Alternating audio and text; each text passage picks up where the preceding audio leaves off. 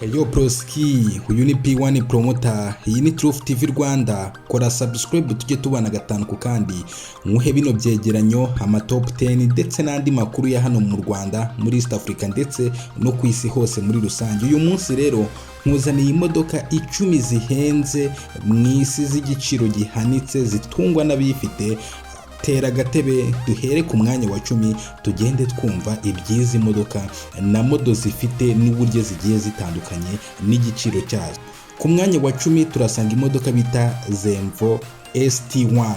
Iyi ni imodoka ihagaze igiciro cya $1,200,000 by'amadolari. Iyi modoka ikaba yarakorewe muri Denmark, zakozwe n'imodoka 15 gusa, zikaba imodoka za sport car.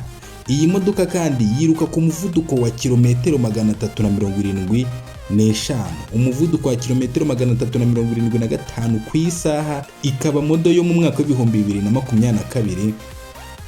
Imodoka ikunzwe n'abifite. Iyi modoka ifite imiryango 2 gusa, ikaba ikoranwe n'ikoranabuhanga rigezweho muri iyi myaka. Urumva ko ari imodoka nziza ifite tekinoloji, kandi ikaba ari imwe mu modoka zihenze kuko yaje ku mwanya wa 10 w'imodoka zihenze.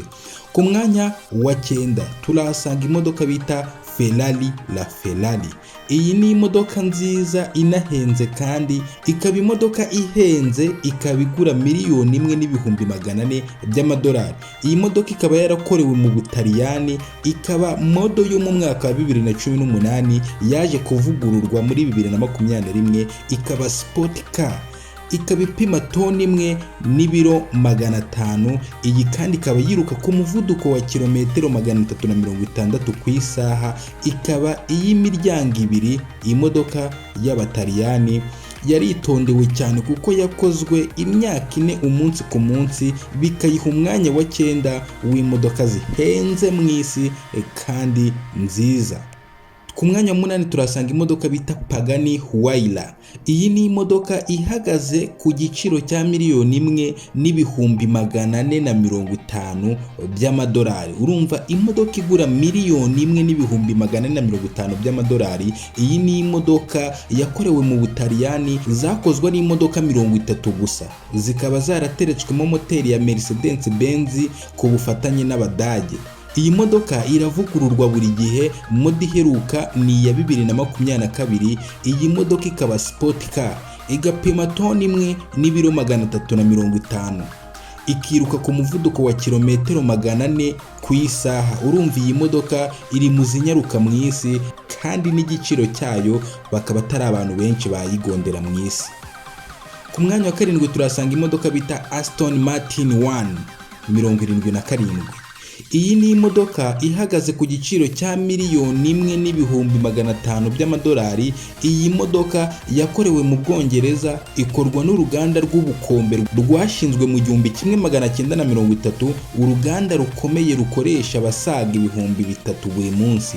Iyi modoka ya 2023 ikaba sport car, ikaba imodoka y'imiryango 2, igapima toni 1 n'ibiro 600, ikanyaruka ku muvuduko wa kilometero 350. Iyi modoka yahawe award ya designer nziza mu mwaka wa 2021. Urumva ko ni imodoka nziza yakorewe mu Bwongereza, kandi Abongereza buriya ni abantu bazi gukora imodoka kuva mu myaka yashize. Urumva ko runo ruganda runafite n'ubukombe imyaka irenga 100 rukora imodoka, ntago twashidikanyaho. Ku mwanya wa 6 turahasanga imodoka bita Koenigsegg 1.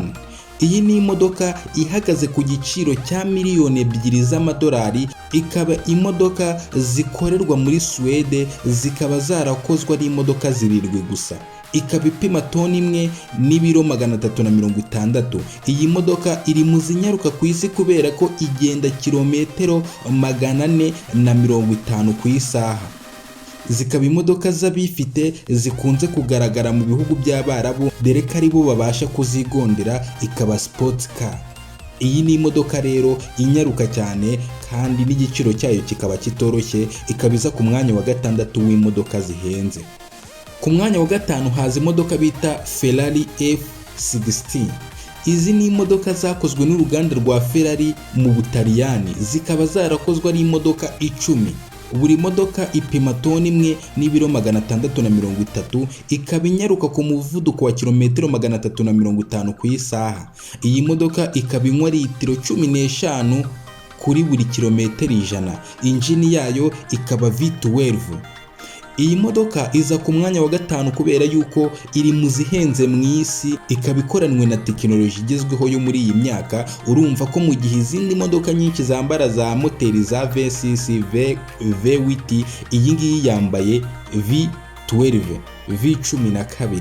Ku mwanya wa 4 tutabatindiye w'imodoka zihenze turasanga imodoka bita Mansour Viver Bugatti Veyron. Iyi ikaba imodoka yakozwe n'Abadage, ikaba imodoka igura miliyoni 3,400,000 by'amadolari. Ikaba imodoka yakozwe n'Abadage, ikaba itunganwa n'uruganda rwa Volkswagen rufatanyije n'urwa Bugatti. Modi iheruka 2021. Zikaba zarakorewe mu Budage ariko bakagira irindi shami rikorera i Paris mu Bufaransa, ikaba sports car. Iyi modoka kandi ikaba ifite imiryango 2.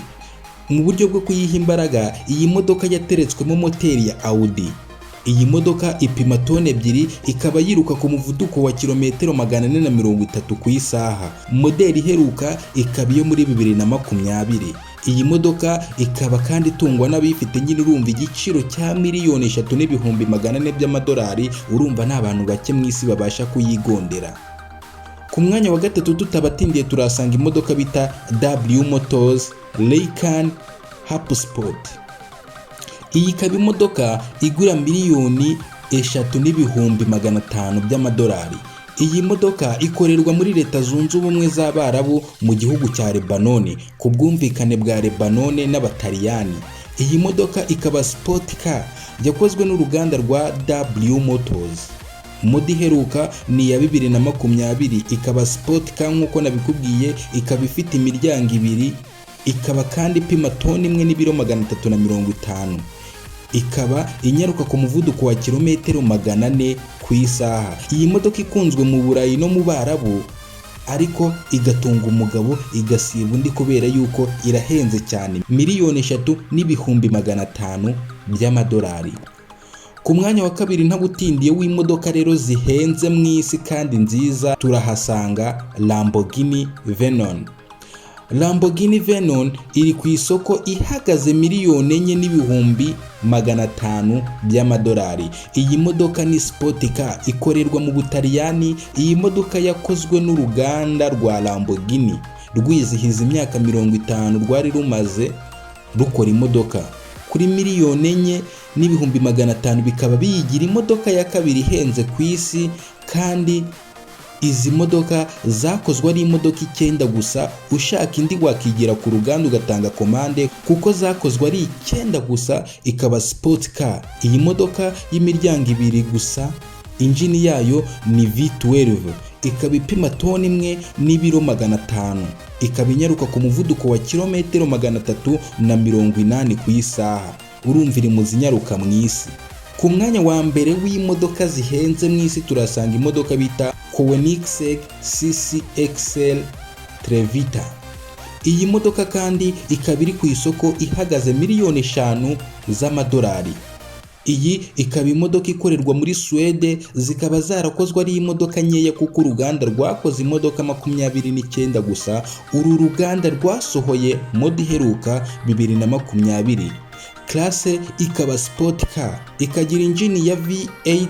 Iyi modoka ikaba ipima toni 1 n'ibiro 450, ikaba inyaruka ku muvuduko wa kilometero 400 ku isaha, ikagira imiryango 2 gusa. Iyi modoka zitungwa na bake mu isi kubera igiciro, ikoranabuhanga riyikoze n'ibindi yihariyeho biyigira iya mbere ku isi. Iyi modoka kandi nabikubwiye inyaruka ku muvuduko wa kilometero 400 ku isaha.